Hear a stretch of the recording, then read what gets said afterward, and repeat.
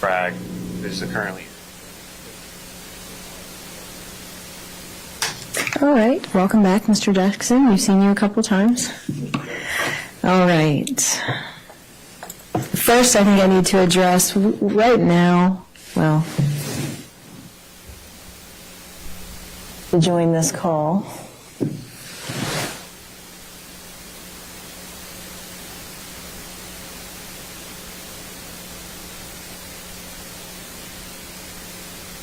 All right,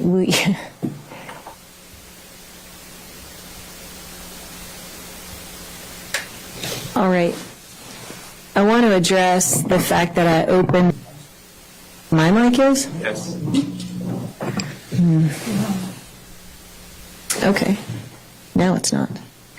All right, I need to address that I've opened a public link. It's a Teams meeting so that people can virtually attend should they want to. In the lobby when I came in, I don't know how many there were. Do you know? Okay. So there are 153 people that have joined the meeting. We have attempted to unmute or to mute them all, and we expect them all to stay muted. If anybody on the call is able to unmute themselves and speak, I will have to hit the red button that says leave meeting, and that will shut the link down. All right, I just want to make that clear to everybody who's joined. This is something I've done so that you can observe but not participate. Does anybody have any questions about that? Ms. Pellegrin, Ms. Resnick, Mr. Jackson? Nothing from the stateroom. Okay. All right. First, I'm going to address why we're here and how we got here. This occurred last week.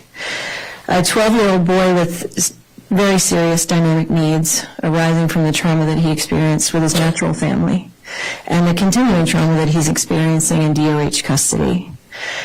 He's had multiple foster placements. He's been hospitalized for an extended period of time to treat the mental health issues that he has. Thereafter, we thought we had found him a good placement. A lot of people worked for that. And then it didn't work out, and that was no fault of his. He was later placed in a hotel in Kanawha County where he attempted suicide. 3 days later, this court had a scheduled review hearing. At that time, not his worker, not his guardian ad litem, and not the court was made aware that there was a suicide attempt, nor was the court made aware that he was in the hotel. In a closed hearing earlier this week, I learned what the communication breakdown was, which it was the fact that a very dedicated, knowledgeable, helpful, and valuable CPS worker was sick. Because of whatever the communication lines are within the department, because she was sick, that information was not timely communicated to the worker, who could not communicate it to the guardian ad litem, who could not communicate it to me. On a scale of 10 being the best outcomes for a infant respondent, 10 being the best and 0 being the worst, I think that story is somewhere around a 5. I don't know if you would agree, Ms. Pellegrin. I see that you're here. Ms. Victor, you're the guardian ad litem in that case and many others in this courtroom. So I don't know if you agree with that, but that's somewhere in the middle of some of the things that we see every day when we deal with these cases. I just say that because I want to highlight that the communication breakdown there was not the fault of a lazy or not dedicated employee. It was just simply whatever processes exist within CPS. And I'm not here to berate you, Mr. Meyer, or your employees or any of the people that I deal with on a regular basis. I have a very dedicated team of CPS workers that work in my courtroom. But they are not perfect because it is not a perfect system and they can't be. But what we can't have are continued failures of that magnitude. On the heels of being told about that, I was told that there were many children being housed out at Camp Bridgel Tate, and that there had been multiple calls for law enforcement service out there. And after I heard, again, that is something that I have heard about multiple times over the past 12 months or so, maybe longer, but never has it made it into a court summary that this is where the child was. We've also known anecdotally about the hotel placements, but that's not something that this court has ever been directly informed of. In a court summary, We may have had some workers testify about it here and there, but I didn't realize the magnitude of it. I know that there are at least 2 hotels in Kanawha County that have been utilized. I've heard this morning about a third.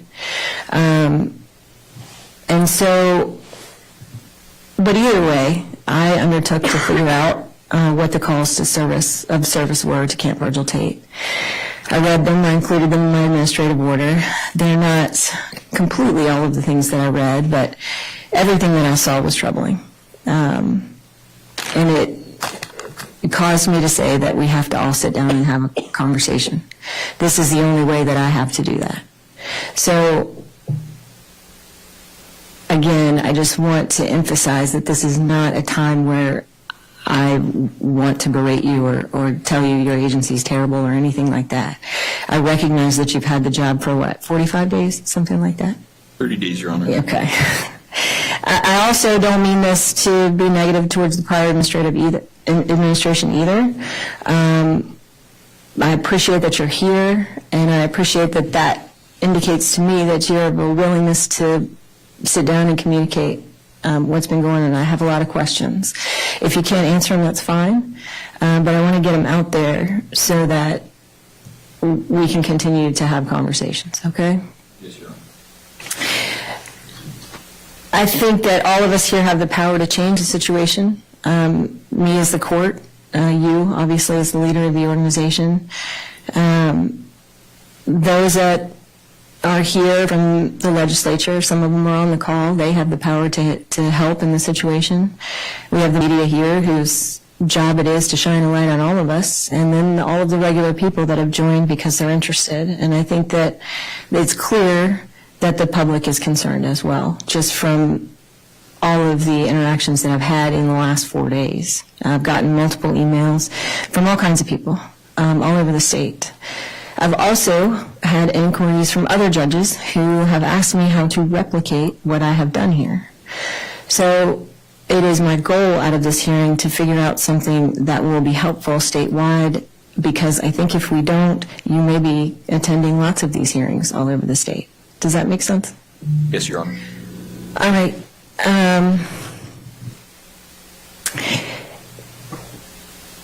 I really would like to know, and I guess I have to swear you in because that's what we do. Mr. Jackson, do you have an objection to that? All right. Is Ms. Bragg going to speak as well? Right. All right. Could you both please raise your right hands?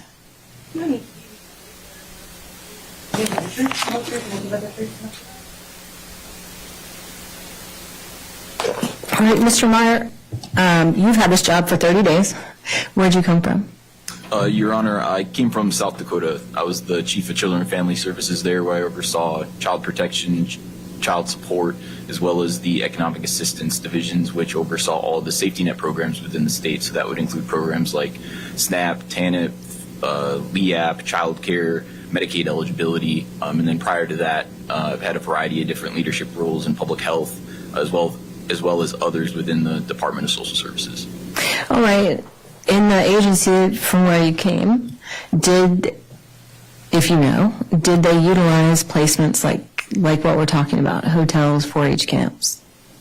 Yes, Your Honor. Hotels is a fairly common issue that many states are facing. States, I would say, probably almost every state, due to the challenges. And I could get into the details if I have the freedom to. You do, whatever you want to say. So, what we see is, the challenges within the system are multifaceted. So, trying to place children and get them into the correct placements becomes an ongoing challenge when we're trying to talk to providers, right? So providers, they themselves are trying to protect themselves from liability issues and other things that maybe arise. I mean, we see across the country too, their access to insurance is either being terminated or their premiums are skyrocketing because of the level of liability they're taking on. So what that creates is it creates a challenge for the agency, even if there is capacity within the system, to work with these agencies to get children placed, right? Over the last 10 years, I would say, even probably back further, the kids we were taking into custody a decade ago are completely different than the kids we're taking into custody today. A lot more substance-exposed infants, a lot more substance-exposed adolescents. And so where I'm coming from in South Dakota, it was very similar. A lot of substance-exposed youth, and what that resulted in was kids coming into care that were much higher level of acuity than we ever experienced before. And the system wasn't able to necessarily support that at the level that it needed to. So amid trying to get placements for children, we are having to utilize hotels in order to buy time to have conversations with facilities to talk to them about what additional supports can I offer you, because the current structure, where the way that system was designed, wasn't able to support what that agency might need. So those conversations might be additional supervision, so going to maybe 1-to-1 if the original ratio was 1-to-5 or 1-to-3, depending on what kind of facility it was. So the hotel mechanism was one that gives agencies, or one that agencies have utilized as a way to have the child in a placement. Not ideal. I don't think anyone would agree that a hotel is appropriate placement. And I can say that the colleagues of mine that I've heard from do not like it. But go ahead, I'm sorry. Your Honor, I'd agree. Everything you said in your opening, I completely 100% agree with. If we didn't have to have children in hotels, we don't want children in hotels. We want them in appropriate levels of care where they can start either getting treatment that they need, or they can be in a loving home to receive support while their family goes through the court process, right? So in terms of the system, again, I think what I've already started doing is having conversations with providers. Even prior to your order, I was having conversations with providers to see what can we do to fix this system. Because again, coming into this role, I knew it was broken, because it's broken across the country. And where you come from, do you know how much money is maybe annual, and it doesn't have to be to the dime, but annually spent on hotels?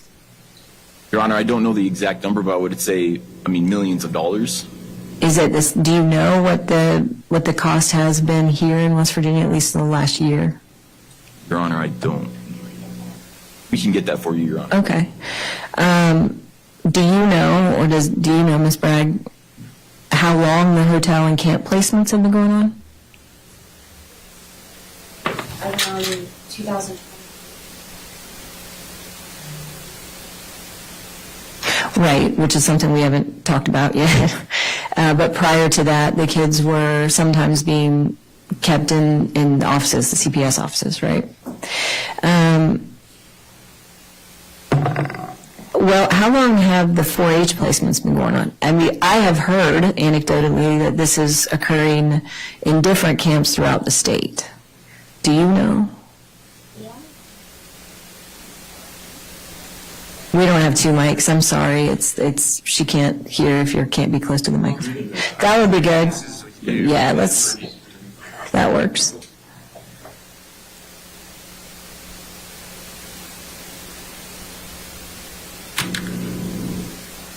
Only one I'm aware of is Camp Virgil Tate. I'm so sorry. Okay. Does that work? Okay. That's the only one that I am aware of, and it is used off and on. It's not something that we use continuously.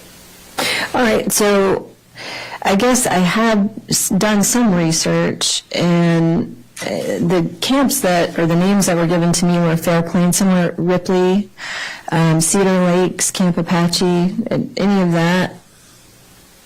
Have you heard of any of kids being out at any of those locations? I have not, but I can check into that. Okay. I don't know if it's true or not. That's why I'm asking. I'll check into it. Okay.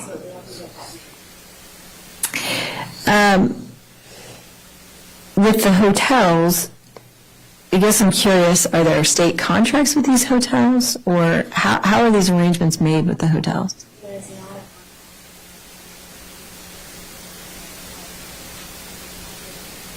Right in a hotel. So Okay. How about the camps? How does that come?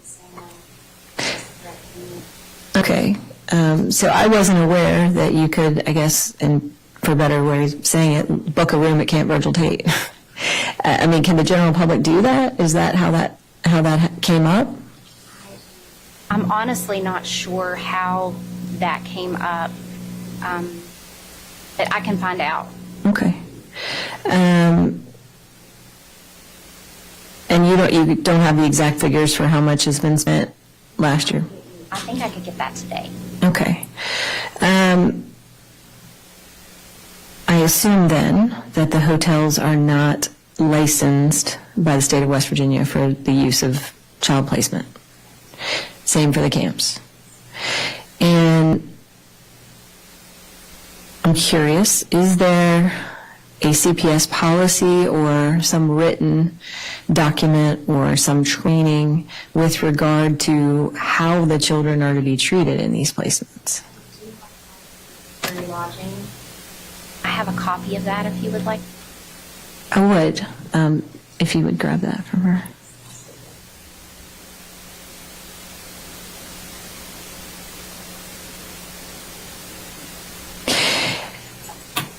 Thank you. And who is it that's with the children?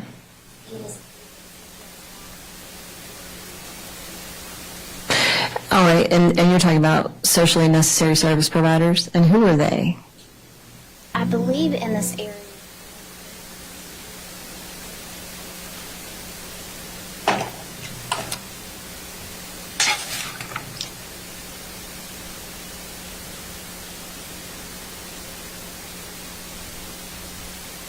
I can't remember the names of the.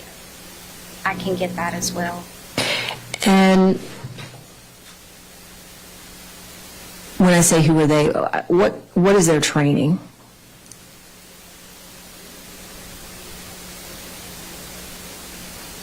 Okay, and it sounds basically like supervision of emergency placements. Basic training a provider has. So it's not additional training.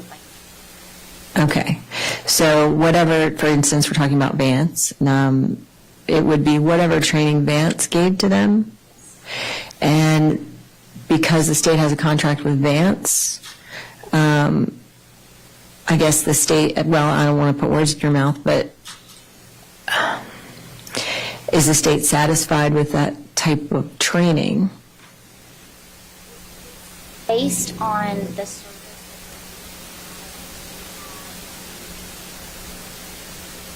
there's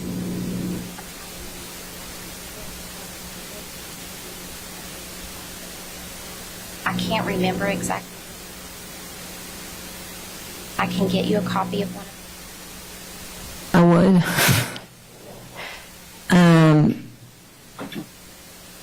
But we're not talking about mental health providers. And there's not a nurse at the camp, right? And some of these kids, when they come there, they're medicated. And who's administering the medication?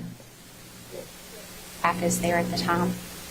Are the CPS workers trained on the administration of medication?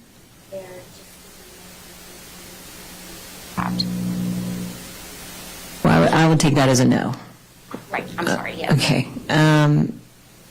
So if the CPS workers are not specifically trained on the administration of medication, it's my presumption that whoever's there from Vance also isn't. Would that be right? Okay.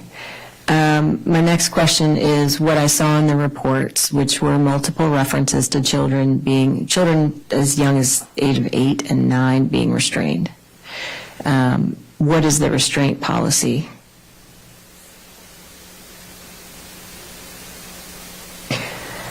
So if in the reports, which they do, indicate that children are restrained, would that be a SSP provider doing that?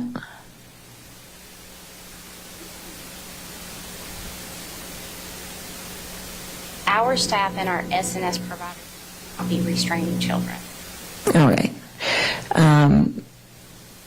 Happy to provide you all with the reports that I have. There's multiple references to children being restrained.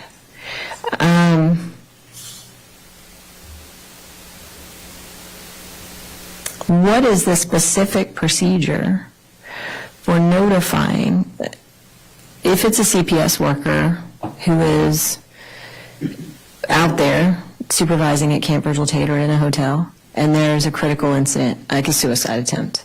What is the procedure? They should be MDT within.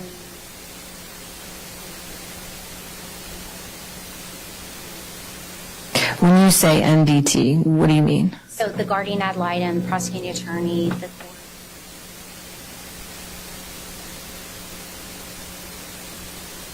All right.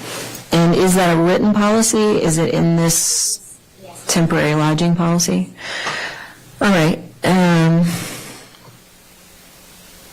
So in the case I talked about when I came out here, what brought us here, what was indicated to me in the closed hearing was there was a notification. I still don't know whether it was a CPS worker supervising in that hotel or an SSP provider. I don't know.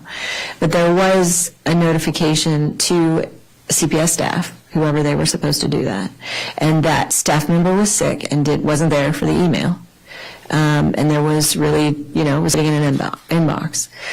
So according to this policy, you say that within 48 hours, the guardian ad litem and the prosecuting attorney is supposed to know? All right. But is there only one central person that first notification goes to? I will be addressing. Okay. So my other questions are more, are these kids that are in the hotels and in the camps, are they getting an education? We work. So some of those.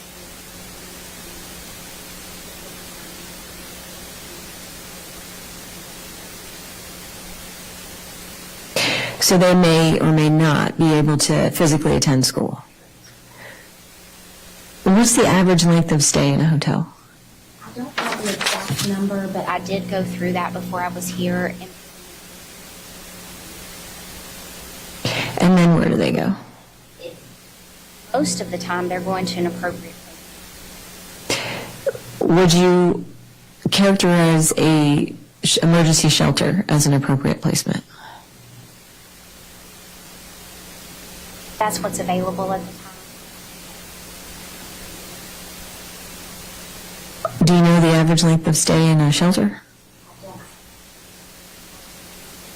Okay. Because I have had incidents where children have been in shelters for longer than 4 days, a lot longer than 4 days. And that's not the intent of the emergency shelters either, is it? Okay.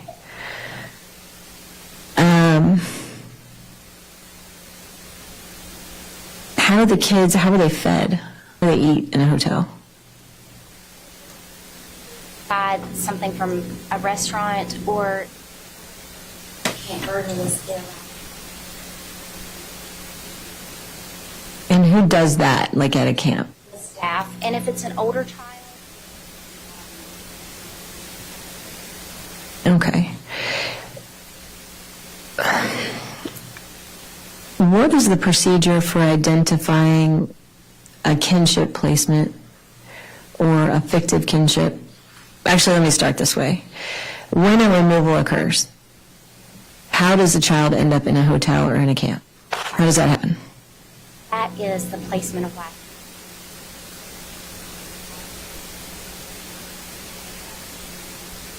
Without any possible placement they have. All of that has occurred prior. So let's say Friday night, 5 o'clock, there's an emergency removal, you've got 4 kids. The worker who does that is in charge of all of that. Is that what you're saying? The supervisor helps, and a lot of times, like especially in Kanawha, there's a backup worker that will. Okay. If needed, they will.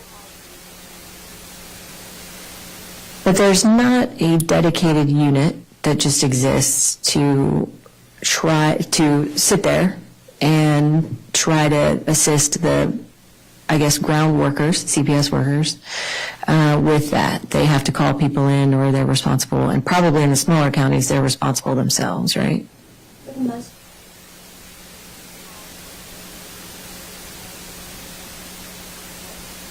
that assist with the children. The setting that they need to be in. All right. But in the smaller counties, how does that work? That's actually statewide. So Okay. we have 2 people that is getting to make referrals for kids that's in a hotel. They're also assisting that there may be a disruption or something. And when you say disruption, that's what we say when something happens that they might be placed and they have to be removed from that placement. Correct. Like it could be a foster parent that says, I need you to remove this kid.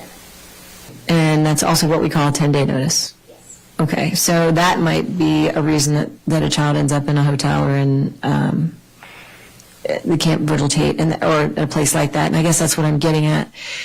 So the kids that wind up there as a disruption, are those the children that have higher needs, whether it's mental health or medical or physical, than other children?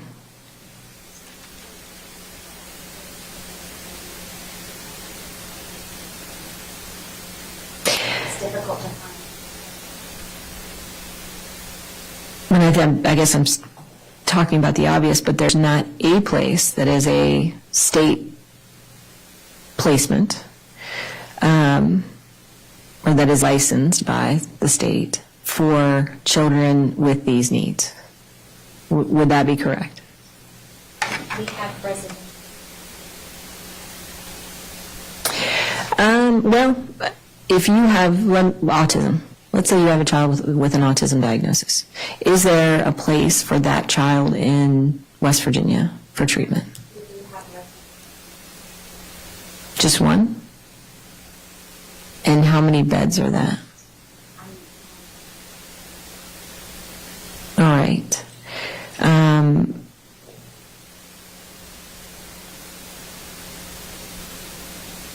Is there communication with their home schools by the workers?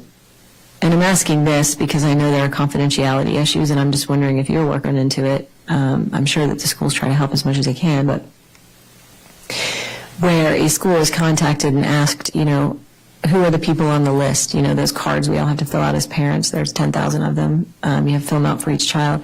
Is that something that the CPS workers are able to access to try to determine placement?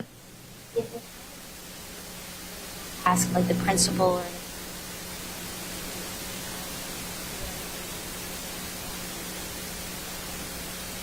All right. And are there children just because of this? Let's say I have a child infant respondent in my jurisdiction, or this is my child in my court. Do they wind up in other counties? Do you have any idea how often? Are you able to even make a guess as to whether it's frequent, infrequent?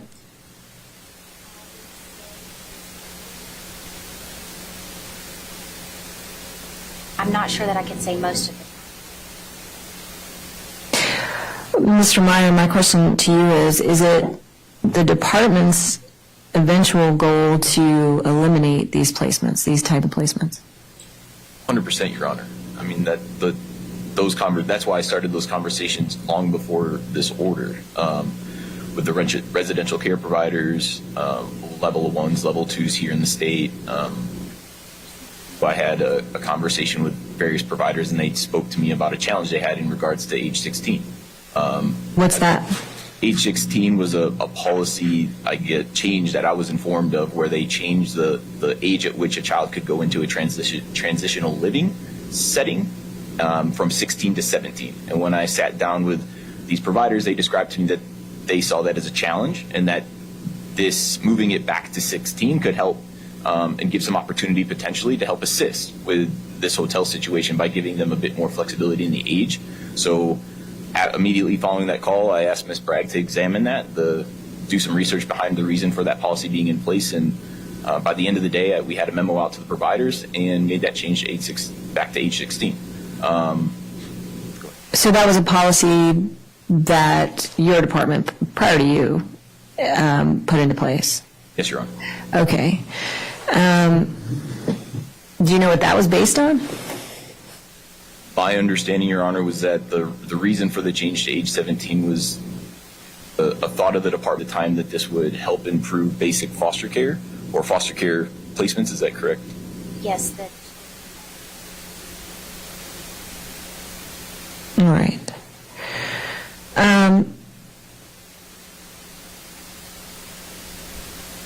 I'll ask you, Ms. Victor, do you have any questions?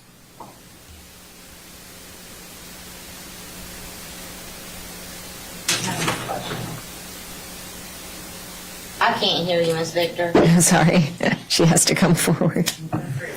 Thank you for the opportunity, Your Honor. I don't have any questions, but I will say I'm listening to this testimony with a sense of weary familiarity because, as the court knows, Ms. Taylor and I were involved in mandamus action against the department for 6 years inclusive, and these health placements and office placements, and it sounds like this, were the subject of a prohibition by Judge Bloom.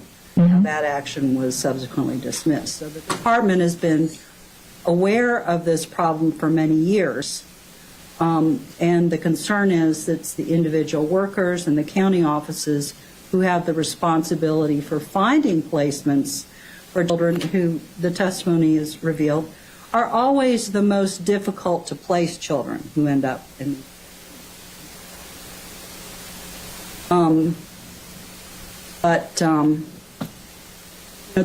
They have no authority to actually fix the problem. They just have to scramble and expend their goodwill in trying to locate placements, but they can't fix the problem. That's going to require the department as a whole and the legislature to fund suitable temporary placements for children who are extremely difficult to place, either because of their age or their behaviors. They usually have a number of disrupted placements. They usually have behavioral problems. They often have mental health issues, challenging behaviors against other children, sexual or physical or whatever, that make them very difficult to place. Problem, and it cannot be solved on the county level. I would agree with that.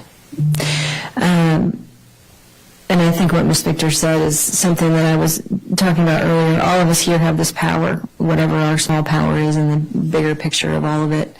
But those without power here are the children. They have to live where they're told. They have to go where they're told.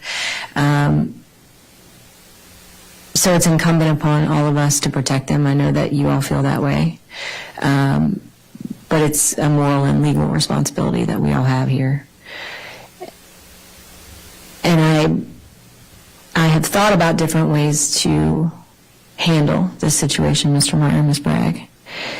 And Mr. Jackson, you may want to talk with them about this because I would like to have an answer today as to whether or not the DOHS will consent to the appointment of a monitor for what I will call an improvement period.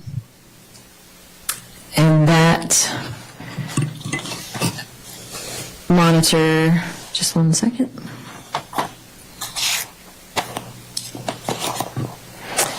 Well, working cooperatively with that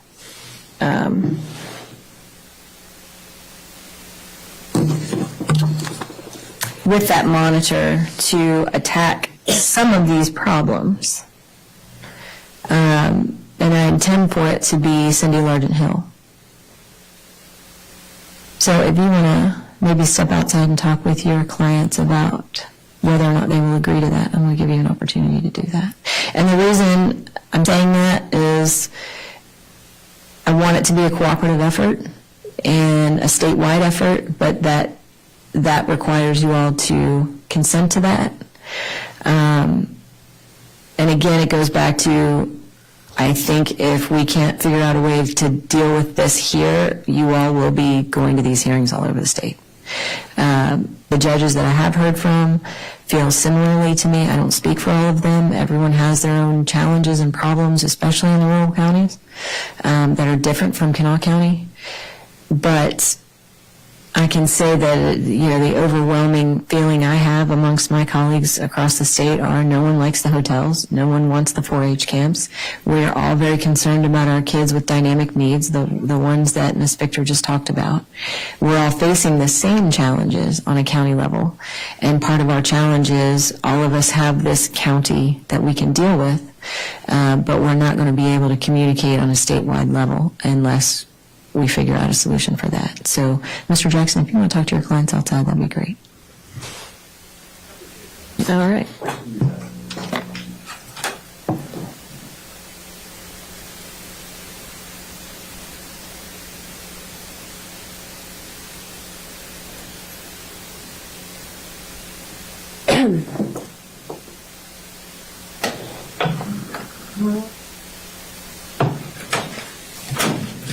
I'm going to step off the bench for a minute and let them talk, and I'll be back.